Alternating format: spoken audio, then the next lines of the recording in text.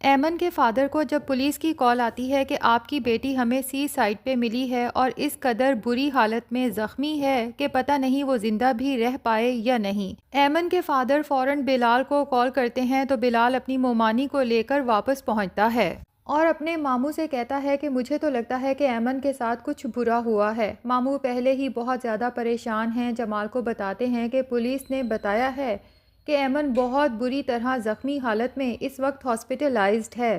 तो जमाल अपनी मोमानी और ऐमन की बहन को लेकर फ़ौरन हॉस्पिटल पहुंचता है। अब जमाल जब ऐमन के रूम की तरफ जा रहा होता है तो वहां पर एक इंस्पेक्टर इन्वेस्टिगेशन के लिए खड़ा होता है।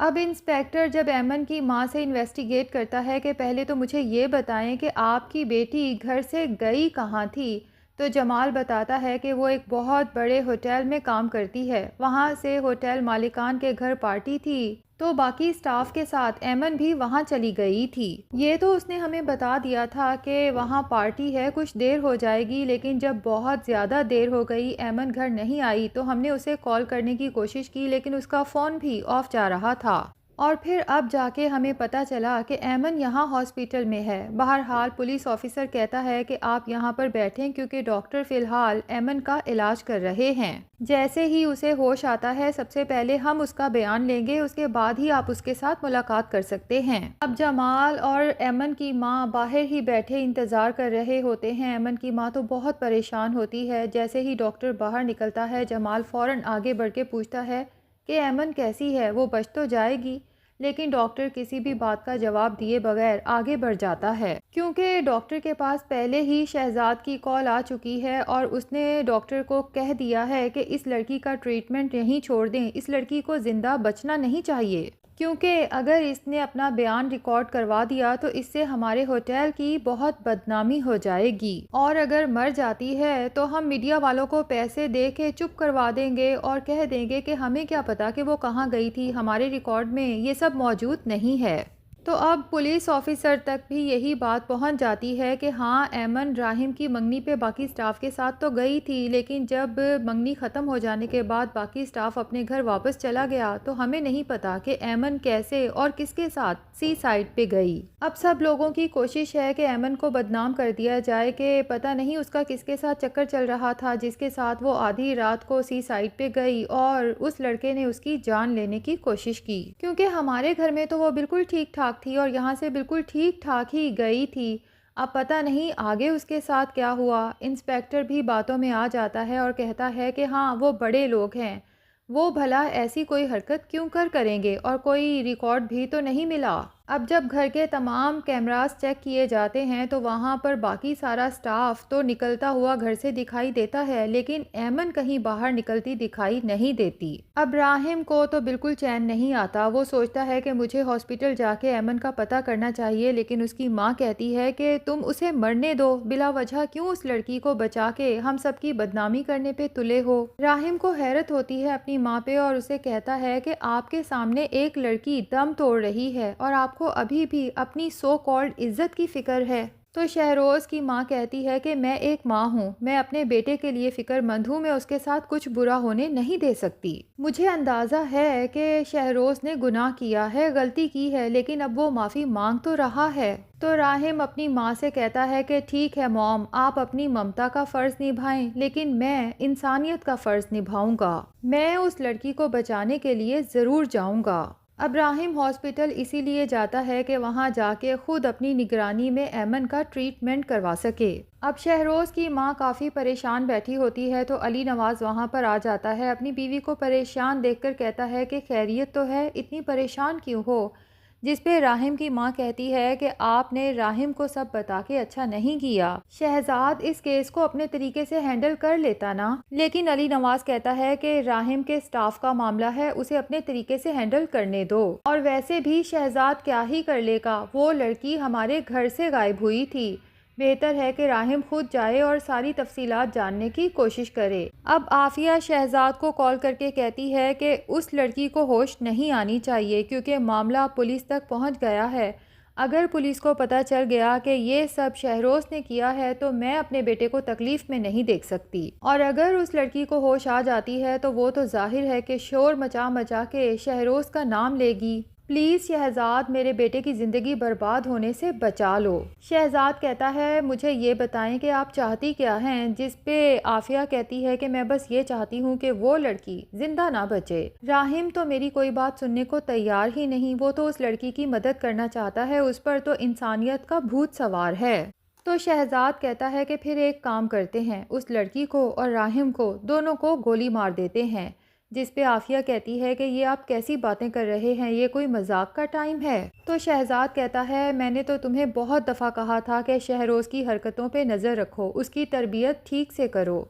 अब देख लिया ना उसने कितनी बड़ी मुश्किल में सब घर वालों को फंसा दिया, और सामने राहिम है। राहिम कोई आम शख्सियत नहीं है जिसे चुप करवाया जा सके। लेकिन मैं फिर भी कुछ करने की कोशिश करता हूँ। पुलिस वालों से बात करनी होगी कि किसी भी तरह से इस मामले को रफा दफा करें। दूसरी तरफ जमाल और एमन की माँ तो हॉस्पिटल में मुस्तकिल परेशान बैठे होते हैं कि डॉक्टर ना तो हमारी बात सुन रहे हैं, ना ही कोई जवाब दे रहे हैं, और ना ही ये पता चल रहा है कि एमन ठीक भी है या नहीं, क्या उसे होश आएगी या नहीं।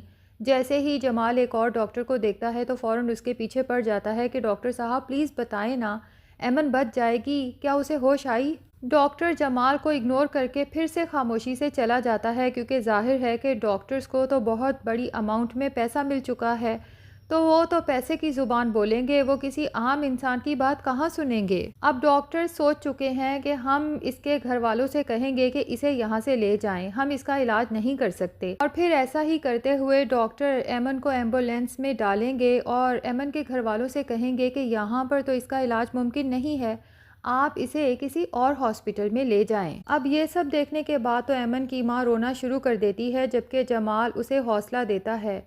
लेकिन इतने में इत्तेफाक से वहाँ राहिम पहुँच जाता है और वहाँ पहुँच के पूछता है कि एमन कहाँ है। फिर उसकी नज़र जमाल पे पड़ती है जो एम्बुलेंस के पास खड़ा है, तो वो समझ जाता है कि एमन यकीनन एम्बुलेंस में है। अब जमाल जब राहिम को बताता है कि डॉक्टर्स ने हमें जवाब दे दिया है कि वो एमन को नहीं बचा सकते, तो राहिम फ़ौरन एम्बुलेंस से एमन को निकलवा के हॉस्पिटल के अंदर ले जाता है और डॉक्टर से कहता है कि आप ऐसे कैसे इसका इलाज करने से मना कर सकते हैं। अब ज़रा मैं भी देखता हूँ कि एमन का इलाज करने से आप कैसे रोकते हैं। और साथ ही डॉक्टर्स को तड़ी देता है कि कुछ भी करके आपने इस लड़की को बचाना है, इस लड़की को किसी सूरत भी मरना नहीं चाहिए। अब एमन का इलाज शुरू हो जाता है, लेकिन जमाल सोचता है कि ये तो अच्छी खासी बड़ी असामी है, क्यों ना इनके खिलाफ रिपोर्ट दर्ज करवा के इनसे पैसा लूटा जाए। इसलिए वो राहिम के खिलाफ रिपोर्ट दर्ज करवाने अपने मामू को लेकर पुलिस स्टेशन पहुंच जाता है। तो वहां पहुंच के एमन के फादर पुलिस ऑफिसर से कहते हैं कि जिन लोगों ने मेरी बेटी के साथ बुरा किया है, मैं चाहता हूं कि उन्हें सज़ा ज़रूर मिले। तो पुलिस ऑफिसर हैरान होकर कहता है कि क्या मतलब है आपका, किन लोगों ने आपकी बेटी के साथ बुरा किया है। अब जब जमाल बताने लगता है तो डॉक्टर कहता है कि तुम चुप करके बैठो, तुम तो उसके मंगेतर हो, उसके बाप को बात करने दो। तो एमन के फादर बताना शुरू कर देते हैं कि मेरी बेटी राहिम के घर गई थी क्योंकि उन्हीं के होटल में काम करती है, लेकिन उन लोगों ने मेरी बेटी का ये हशर करके उसे सी साइड पे फेंक दिया। पुलिस ऑफिसर कहता है कि ये तो आप गलत बयानी से काम ले रहे हैं, वो लोग बहुत शरीफ हैं और उनका बहुत नाम है इस शहर में, भला वो आपकी बेटी के साथ ऐसा क्यों करेंगे। और बल्कि राहिम साहब तो आपकी बेटी का इलाज करवाने के लिए खुद हॉस्पिटल पहुंचे हुए हैं। अगर उनकी जगह कोई और होता तो आपकी बेटी को मरने के लिए छोड़ देता, लेकिन खुद ही देख लें कि वो किस कदर अच्छे लोग हैं कि महज इसलिए कि आपकी बेटी उनकी एम्प्लॉय है, खुद उसका इलाज करवा रहे हैं। और हैरत की बात है कि आप उन्हीं पर इल्ज़ाम लगा रहे हैं। बाबा जी, आपको अपनी बेटियों पर कंट्रोल करना चाहिए, क्योंकि घर से तो वो जॉब करने का बहाना करके निकलती हैं, लेकिन बाहर पता नहीं वो किन किन लड़कों के साथ घूमती हैं। अब एमन का फादर तो बहुत ही शर्मिंदा होके वहाँ से घर चला जाता है और पछताने के सिवा उस बेचारे के पास कुछ करने को और है ही नहीं। अब दूसरी तरफ एमन को होश आती है तो राहिम उससे पूछता है कि तुम्हारे साथ ये सब किसने किया। तो एमन बता देती है कि मेरे साथ ये शहरोज़ ने किया है। और दूसरी तरफ माहीन तो शदीद गुस्से में होती है कि जब से उसकी राहिम के साथ एंगेजमेंट हुई है, वो एंगेजमेंट वाले दिन से गायब है। ना तो खुद उसने कांटेक्ट किया और ना ही माहीन के किसी मैसेज का रिप्लाई कर रहा है। हालांकि उसे चाहिए था कि वो मेरे पास आता, अपोलोजाइज़ करता, हद है वैसे। लेकिन अब उसे क्या पता कि राहिम किन मुश्किलात का शिकार हो चुका है, किन परेशानियों में है। उसे तो यही फ़िक्र है कि किसी भी तरह से ऐमन की जान बच जाए। उसे होश ही नहीं कि उसकी मंगनी हुई है और उसने मंगेतर से बात करनी है, और फिर उसकी माँ उसे अलग इमोशनली ब्लैकमेल कर रही है कि कुछ भी हो जाए शहरोज़ का नाम मंजर आम पर नहीं आना चाहिए। तो नाजरीन, राहिम जो कि असल में तो हेल्प कर रहा था, लेकिन वही इस सारे मैटर में बहुत बुरी तरह से फंस जाएगा। ड्रामा आगे चल के बहुत इंटरेस्टिंग होने वाला है। आप लोगों को ये ड्रामा कैसा लग रहा है कमेंट सेक्शन में ज़रूर बताएं, और अगर हमारे चैनल पे नए हैं तो प्लीज़ चैनल को भी सब्सक्राइब कर लें।